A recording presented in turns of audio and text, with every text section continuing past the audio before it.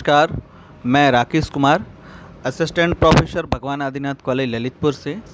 हम लोग BEd second year पढ़ रहे हैं। बीएड सेकंड ईयर का फर्स्ट पेपर पढ़ रहे हैं। भारतीय शिक्षा के ऐतिहासिक परिप्रेक्ष्य, इसका थर्ड यूनिट चल रहा था। और थर्ड यूनिट में हम लोग जो है सार्जेंट प्लान पढ़ रहे थे, सार्जेंट प्लान 1944। कल तक हम लोगों ने सार्जेंट प्लान को जाना था, उसके माध्यमिक शिक्षा के रिकमेंडेशन को जाना था। और आज हम लोग चर्चा करेंगे माध्यमिक शिक्षा की। कल प्राथमिक शिक्षा को जाना था, आज माध्यमिक शिक्षा की चर्चा करेंगे और उच्च शिक्षा के बारे में। तो सार्जेंट महोदय ने जो माध्यमिक शिक्षा के लिए सुझाव दिए हैं, रिकमेंडेशन दिए हैं, उसमें सबसे पहला उन्होंने कहा है कि माध्यमिक शिक्षा में प्रवेश जो है सिर्फ योग्य और सक्षम छात्रों को ही इसमें एडमिशन देना चाहिए। इसमें अनावश्यक भीड़ इसमें नहीं करनी चाहिए। जो बाकी में डिजर्व करते हैं माध्यमिक शिक्षा के लिए, उन्हीं बालकों को इसमें एडमिशन देना चाहिए। ठीक। दूसरा पॉइंट इसमें कहा है कि माध्यमिक शिक्षा ये 6 वर्षीय होनी चाहिए। 11 वर्ष से लेकर 17 वर्ष तक इसकी अवधि चलनी चाहिए। अगले पॉइंट में इसमें कहा है कि इंटर कॉलेज की जो शिक्षा है, उस शिक्षा को ख़त्म करके इसमें 11वीं की जो कक्षा है उसको माध्यमिक शिक्षा में जोड़ देना चाहिए और 12वीं की कक्षा जो है उसको स्नातक कक्षाओं में, विश्वविद्यालय की कक्षाओं में जोड़ देना चाहिए। और अगले पॉइंट में इसमें कहा है कि जो हाई स्कूल स्तर का विषय है, हाई स्कूल स्तर का पाठ्यक्रम है, उस पाठ्यक्रम को 2 तरीके का रखना चाहिए। एक विषय में इसमें इसके जो साहित्यिक विषय हैं, थ्योरेटिकल सब्जेक्ट हैं, वो रखने चाहिए। इसमें साहित्य है, कला है, विज्ञान है और इस तरह कॉमर्स है, इस तरह के सब्जेक्ट जो है एक ग्रुप में रखने चाहिए। और दूसरे ग्रुप के लिए बताया गया है कि दूसरे ग्रुप में इसमें टेक्निकल सब्जेक्ट रखने चाहिए, टेक्निकल तकनीकी विषय और व्यावसायिक शिक्षा इसमें रखनी चाहिए। 2 प्रकार की ऑप्शन हाई स्कूल लेवल की परीक्षा में होनी चाहिए, हाई स्कूल लेवल की शिक्षा में होनी चाहिए। ठीक। अगला पॉइंट इसमें जोड़ा है कि हाई स्कूल में माध्यमिक शिक्षा में आते आते छात्रों से कुछ शुल्क इसमें लेना चाहिए।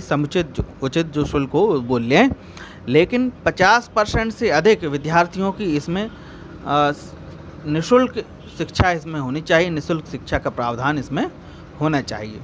ठीक। अगला पॉइंट इसमें कहा है कि छात्रों को छात्रवृत्तियों की व्यवस्था इसमें करानी चाहिए। जो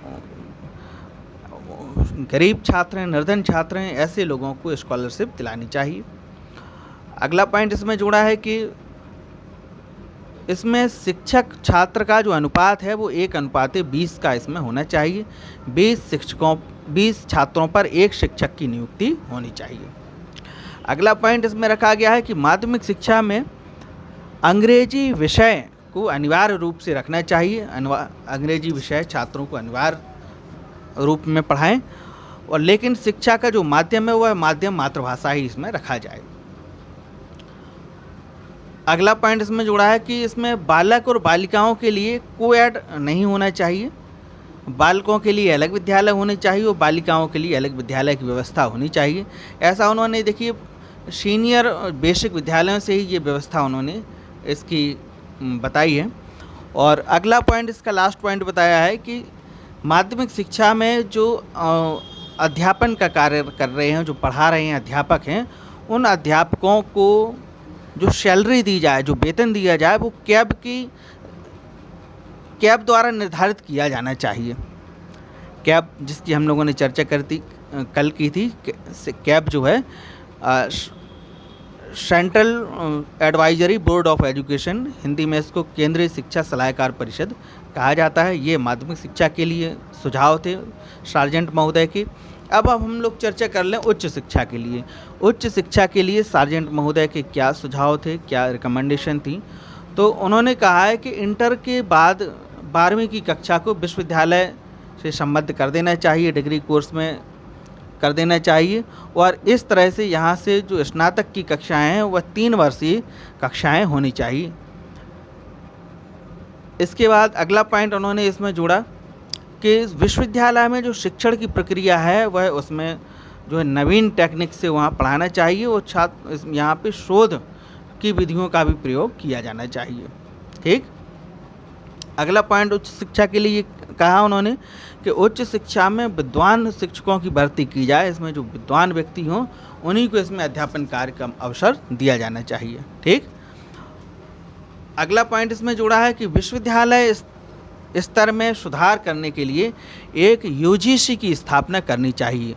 UGC means university grant commission या विश्वविद्यालय अनुदान आयोग की एक व्यवस्था इसमें होनी चाहिए। अगला पॉइंट इसमें जोड़ा है कि जो उच्च शिक्षा में पाठ्यक्रम है वह पाठ्यक्रम जीवनोपयोगी होना चाहिए। जीवनोपयोगी मतलब जीवन में उपयोग करने वाला, जीवन में जो काम आए, ऐसा पाठ्यक्रम विश्वविद्यालय स्तर पर होना चाहिए। उच्च शिक्षा में ऐसे विषय उन्हें पढ़ाए जाएँ जो बालकों के जीवन में काम आए, जिनका जीवन अच्छे से चल सके। अगला पॉइंट इसमें जोड़ा कि डिग्री स्तर पर ट्यूटोरियल क्लासेज उप कक्षा प्रणाली भी चलनी चाहिए। ट्यूटोरियल क्लास के माध्यम से पढ़ाना चाहिए। अध्यापक इसमें अपना समय निर्धारित करें, अपने समय से छात्रों को जोड़ें और इसमें क्लास के अलावा भी उप कक्षा के माध्यम से इसमें पढ़ाएं। अगला पॉइंट इसमें जोड़ा कि महिलाओं को उच्च शिक्षा में महिलाओं को के प्रवेश को प्रोत्साहित करना चाहिए। देखिए, बात हम लोग 1944 की कर रहे हैं। उस समय का महिलाओं का जो शिक्षा का ग्राफ था वह बहुत कम था। महिलाएं प्राइमरी एजुकेशन नहीं प्राप्त कर पाती थीं, बहुत रेशियो कम था। इसमें 2% बताया है इन्होंने उस समय की स्थिति कि 2% महिलाएं ही शिक्षित थीं पूरे भारत में। तो ऐसे समय में उन्होंने कहा कि महिलाओं को जो है हायर एजुकेशन तक आ जाएं, ये बहुत अच्छी बात है। तो महिलाओं को प्रेरित किया जाए, उन्हें मोटिवेट किया जाए कि वो हायर एजुकेशन प्राप्त करें, उच्च शिक्षा प्राप्त करें, जिससे महिलाएं भी शिक्षित हों। ठीक। तो आज के लिए इतना ही, इसके आगे हम लोग कल पढ़ेंगे। आज के लिए इजाज़त दें। नमस्कार, धन्यवाद।